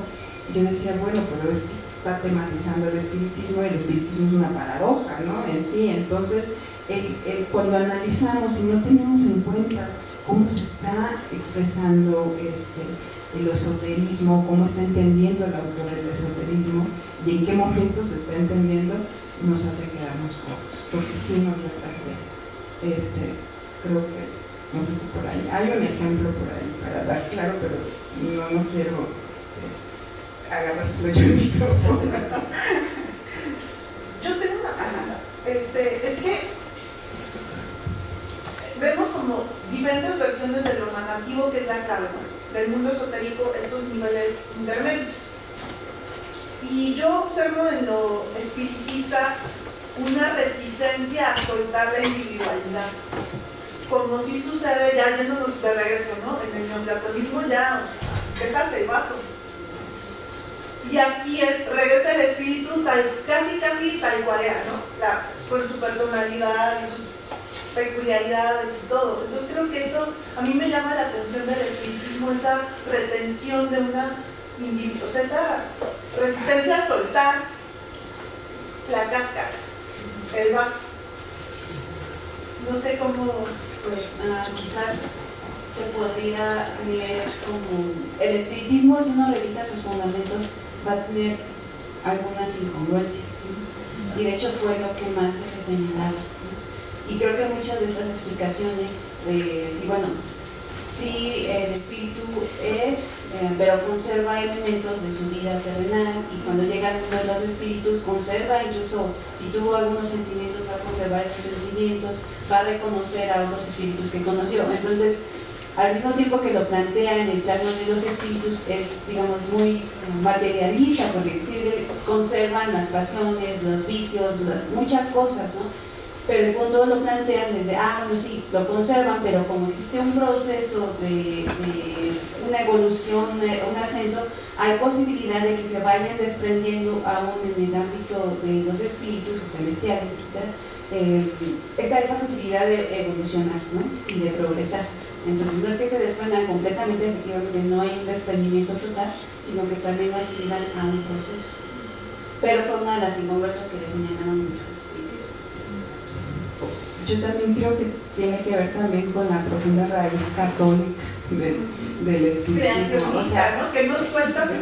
¿Por qué sigue manteniendo en otras vidas? O sea, es la anulación del pecado mortal, ¿no? De la idea de pecado. Entonces yo, si fui muy mala o degenerado en este mundo, pues tengo la posibilidad de que en el otro mundo, pues me castiguen y yo expíe mi culpa. Entonces esta es una cuestión católica que está en el espiritismo, y por eso yo creo más ese es su fundamento, ¿no? El cardesiano, ¿no? En el cardesiano. ¿Qué pasa con los americanos sí, que tienen una tradición protestante. Claro. Sí, no, el kardeciano, y por eso también es el que más atrae aquí en México, porque pues cierra esta doble moral, y van a la iglesia y pues se van a las sesiones espiritistas, ¿no? Entonces, y de hecho es su defensa del espiritismo en los periódicos es precisamente que no están negando las verdades católicas, sino al contrario, las están comprobando materialmente desde la visión científica, racional, positivista de los catolicismos. Un ejemplo perfecto de amalgamas discursivas que hablábamos antes, ¿no? Lo católico con lo medio emanacionista, más lo científico, más lo racional y lo empírico, es muy interesante. Y perdón, nada más en Yucatán, que bien dice el doctor, que llegó, que fue una ruta de los espíritus, sí permanece mucho y baja. Lo interesante, por ejemplo, en la creación de esta sociedad espírita en Yucatán en los 70s, que cuando llega a Campeche, se crea una sociedad espírita en Campeche, pero por lo general eran de la clase media y de la élite los espiritistas en esa época, pero en Campeche son los artesanos y el medium es un zapatero, y entonces empieza a bajar y se va convirtiendo en un espiritualismo. Hay un estudio por ahí, la verdad bien interesante, que habría que revisar, y del espiritualismo se va amalgamándose con la cosmovisión de los pueblos del pueblo maya. Entonces ahorita hay un estudio sobre los Ixmén, que son los curanderos, los brujos mayas, que retoman cuestiones del espiritismo occidental, ¿no? Que llegó y se fue transformando. Yo no sé, no he estudiado eso, pero por ahí leí un artículo y dije, bueno, Sí, yo tengo una pregunta para Dulce y la doctora Tatiana. Si nos podrían un poco dar sus impresiones sobre el ámbito de las publicaciones espíritas en los casos que ustedes trabajan, ¿no? Porque me parece que las publicaciones espíritas sí tienen como un propósito de divulgar la doctrina espírita, ¿no? Y es interesante, bueno, me llamó mucho la atención que ambas abordan a sus autores en estos soportes, así como de una forma general, pues. Sí, la difusión de la doctrina se dio mucho a través de las publicaciones periódicas, y ahí uno tiene la posibilidad de ver toda la amalgama de los fundamentos de la doctrina, cómo la exponían, cómo la trabajaban, porque vamos a ver que mucho del objetivo que tenían es dar a conocer la doctrina, y mucho del fundamento del espiritismo es dar a conocer la doctrina, difundirla, transmitirla, que todo el mundo conozca, ¿no? Por eso es interesante que el espiritismo no maneja tanto esta visión del secreto, la secrecía, el misterio, no, al contrario, ellos lo que buscan es que se difunda lo más posible, y las publicaciones periódicas pues van a hacer esa función. Y es interesante, como mencionaba la doctora Tatiana, que van a tener distintas secciones donde van a dar a conocer distintos tipos de texto, tanto las comunicaciones espiritistas como los avances de la ciencia, la parte moral, la parte filosófica, y este vínculo, por ejemplo, con el socialismo y los aspectos del trabajo, los obreros, etcétera, también va a ser como una de las tendencias que va a tener el espiritismo, porque ciertamente no hay una única tendencia, quizás hay una guía, un eje, pero a partir de ahí se va a bifurcar, ¿no? Entonces hay algunos que van a ejercer, digamos, un espiritismo socialista, hay quienes van a ejercer un espiritismo más vinculado con otro tipo de prácticas, incluso con prácticas al anarquismo, exactamente, prácticas populares, el curanderismo, o sea, va a tener, en este afán de ser sincrético y de dar todo lo más posible para cubrir todos los aspectos. O sea, yo creo que el espiritismo trató de cubrir todos los aspectos que le criticaban, incorporando elementos de todas esas corrientes o posturas. Y bueno, la prensa espiritista en específico, que va a tener muchísimas publicaciones en Yucatán, pero en cada zona donde surgía un círculo había una publicación periódica. La más conocida sí es la Ilustración Espírita, pero está La Luz. Entonces, aquí en México y en donde se generó el espiritismo, por ejemplo, en Argentina también son muy famosas las publicaciones periódicas, las de Barcelona sobre todo, donde Amalia Domingo Soler fue directora de varias. Entonces, porque era el medio que encontraron para difundir con mayor precisión, porque sabemos que en el siglo XIX las publicaciones periódicas tenían un papel fundamental de divulgación de todo. Yo tengo ay, perdón, es que me surgen muchas dudas. Anaí, esta como precisión conceptual, ¿crees que Gorostiza la tenía? Es que yo tengo, o sea, ¿qué tan, bueno, ya me estoy poniendo como, o sea, qué tanto es intuitivo, crees tú, y qué tanto es referencias concretas intelectuales? El estudio de Irving Payan, ¿no? Es muy interesante porque compara Muerte sin fin con los textos de Mahamad. La imprecisión, sí, la imprecisión quizá estaría en que los textos pues son descubiertos después, ¿no? Y el texto es del 39. Pero por eso yo les ponía el ejemplo del códice, bueno, del Pistis Sophia, ¿no? Porque fue descubierto en el 18, traducido al inglés por mí y conocido por Gorostiza, ¿no? Entonces, pero ahí está, digamos, un tipo de emanacionismo o de corriente gnóstica, ¿no? No tendría que ser necesariamente, por ejemplo, el Evangelio de Juan, ¿no? Pero sí puede ser a partir del Pistis Sophia. Hay como 2 o 3 códices que se descubrieron en el 18 y en el 19, ¿no? Antes del descubrimiento de Mahamad. Entonces creo que en su caso sí puede haber un conocimiento directo, porque además también conoció, o sea, la teosofía. Es que en realidad Mead sí fue un gran divulgador, un pionero, ¿no? de estos textos. Entonces creo que en su caso falta ese estudio, ¿no? Que analice, digamos, pero yo creo que a falta de conocimiento de la mayoría de los críticos de Gorostiza se pierden esos detalles, ¿no? Y esa precisión es la que nos está dando toda la literatura esoterológica que está saliendo ahorita, ¿no? Porque ahora sí podemos ver, ahora sí podemos identificar estos detalles, ¿no?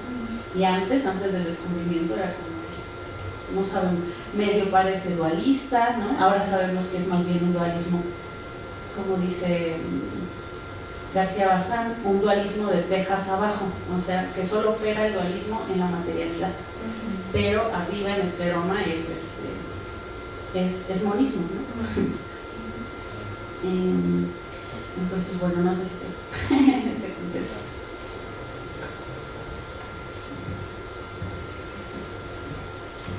Sí, yo quisiera agregar ahí una cosa. A mí me tocó leer esa tesis de Payan, ¿no? Y justamente parte de la intervención mía tuvo que ver básicamente con esa necesidad de unir lo gnóstico, el conocimiento gnóstico de esa época con lo teosófico. Porque acordémonos de que antes de Nag Hammadi lo que se conocía de gnosticismo en buena medida venía del ámbito teosófico, porque Mead, que había sido secretario particular de Blavatsky, se había vuelto, digamos, como la autoridad en gnosticismo y en hermetismo, y había hecho traducciones más o menos de las lenguas que él conocía y demás, y fue, digamos, como el tipo de fuente sobre el gnosticismo predominante, y en ese sentido calzaba perfecto con Gorostiza, y eso uno lo ve por la correspondencia, digamos, que lo rodea a él. Igual que digamos, las traducciones de Mead también van a llegar a Jung. Jung va a conocer buena parte del gnosticismo a través de las traducciones de Mead. O sea, hay un conocimiento de lo gnóstico con filtro teosófico. Con filtro teosófico. Sí, y eso de alguna manera nos viene justamente a reforzar en la importancia, digamos, de la teosofía en la divulgación inicial del gnosticismo en Occidente. Y ahora cambió, bueno, ya luego viene la Hamadi, luego se han afinado las traducciones y después se han descubierto otras piezas de otras lenguas del gnosticismo, del copto y demás. Entonces eso ha crecido y ya se independizó de lo que fue esa inicial erudición teosófica vinculada con lo gnóstico, que esa sí le tocó a Gorostiza. Bueno, algo más. Sí. Sí, yo quería apuntar algo que estaba notando mientras las escuchaba. Es un poco para la doctora Tatiana. El juego de la ambigüedad que determina la diferencia entre lo fantástico y lo maravilloso, según Thoreau, posee la obra de E.T.A. Hoffmann una función que se ha pasado por alto y que es explícita en sus relatos. Y es que dicha ambigüedad es una clave que debe determinar la naturaleza del lector, ya se decante por una interpretación realista o por una explicación maravillosa. Es decir, también en la lectura de los textos uno debe de considerar cuáles son las funciones de ese, digamos, aparato narrativo que se ha creado y cómo esas funciones determinan la forma en la que puede ser interpretado un texto. Esa ambigüedad, por ejemplo, en el caso de la literatura fantástica, está siendo marcada adrede con una intención muy específica. Por eso, bueno, en la literatura de Hoffmann es muy clara, ¿no? Tú puedes decantarte por una explicación racionalista que diga, por ejemplo, que un personaje está delirando, o puedes decantarte por otra explicación maravillosa, fantástica, ¿no? Que implica una decisión del lector. Es decir, el mismo texto está creado con la intención de que el lector se transforme en el proceso de la lectura. Quizá habría que pensar un poco los textos en el contexto del esoterismo occidental, en ese intento de ejercer una acción sobre el lector, ¿no? De transformarlo en el proceso de la lectura. Me parece muy pertinente tu intervención y te voy a responder con un ejemplo para que se pueda, que no me alcance a leer, que se pueda distinguir precisamente esta transición del relato de lo fantástico a lo maravilloso en Flor del Dolor de Santiago. En el final, o sea, solo cambia el final de Santiago Sierra de la versión de 1869 a 1871, y en la primera versión, que es esta mujer que se encuentra, que le narra todas sus peripecias amorosas y que al final le dice al protagonista, le dice, es que yo estoy muerta. Y entonces él dice, pues, le dice, es que yo soy un espíritu, soy el espíritu de Coralira y estoy muerta. Pero después el protagonista se va con un, ya no me acuerdo, era un sultán que estaba por ahí y le dice, no le hagas caso, lo que pasa es que está loca y es mexicana. Y cree, está loca y es una mexicana y no se llama Coralina y cree que está muerta. Pero uno se queda con esta ambigüedad precisamente entre decidir la explicación racional o toda esta explicación sobrenatural, ¿no? Hasta ahí mantenía la ambigüedad, porque el mismo protagonista no sabe qué hacer, si creer que está loca y está delirando y es mexicana, y no es o es realmente el espíritu. Pero en la segunda versión ya ejerce su papel de promotor, de divulgador del espiritismo, el autor Santiago, y ya elimina esta explicación de que está loca y es mexicana, y mantiene que es Coralina introduce toda una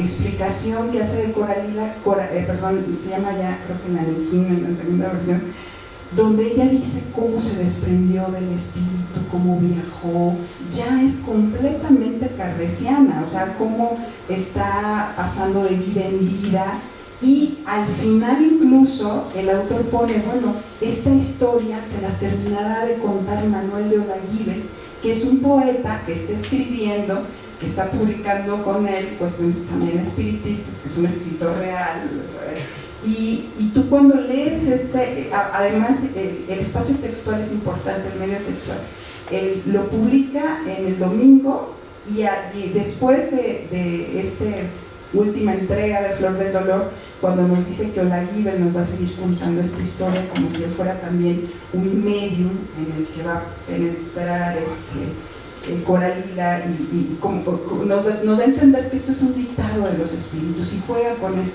te obliga como lector a pensar de que esto sucede, esto es real, ¿no? Y esto por eso precisamente es maravilloso, porque ya no da pie a la ambigüedad y te lo confirma metiendo una referencia a un autor real que será el autor de la siguiente colaboración. De pronto ya tú como lector sigue un poema de tema espiritista de Olaguibel. Entonces es muy interesante este juego, pero sí el tema espiritista cartesiano y su intención de ser más promotor y divulgador le permite, yo creo que sí se anula la ambigüedad. Perdón, me hacen pensar muchas cosas, porque la cuestión de las autorías, ¿no? De quién es el autor, es el espíritu, es el medium, ¿qué? Y pensando como desde la muerte del autor, ¿qué es la textualidad sino una voz sin cuerpo? ¿No? Esa voz, ¿qué es esa voz? Y lo que planteaba Adrián, hay poéticas ya, Adrián, de cómo los escritores esotéricos, y pienso en Gustav Mahler, dicen: yo escribo para generar un cambio en el lector, para despertar otros niveles de conciencia. Entonces sí está contemplado en ellos.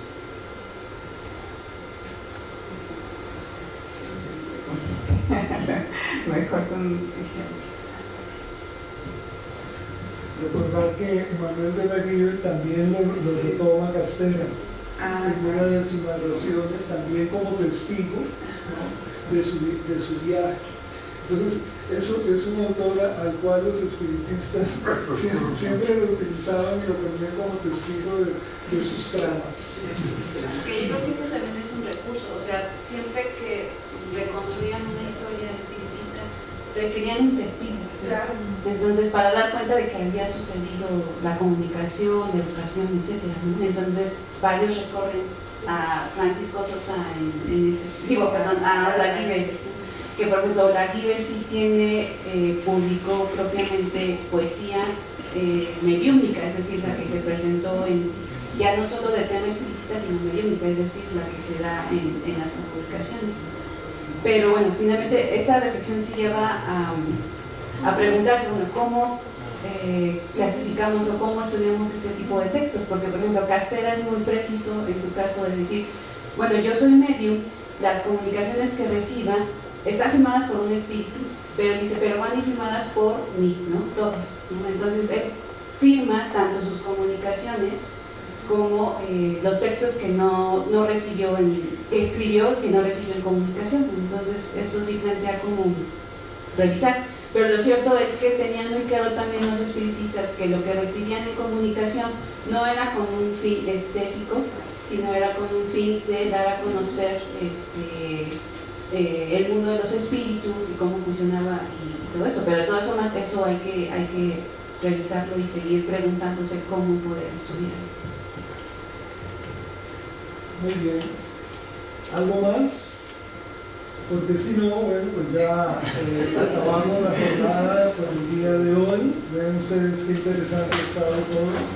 Y bueno, mañana vamos a continuar, así que les esperamos. ¿A qué hora? A las 10. A las 10. Se levantan temprano. Exactamente. Y hacen todos los esfuerzos porque entre 9 y 10 la ciudad está terrible para llegar. Así que hay que tomar eso en cuenta, pero entonces mañana vamos a tener la sesión de la mañana y la sesión de la tarde, y bueno, los esperamos aquí. Muchas gracias a los participantes por sus excelentes preguntas.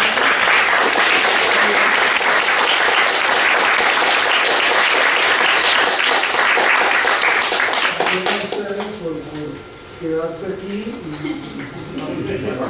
Gracias.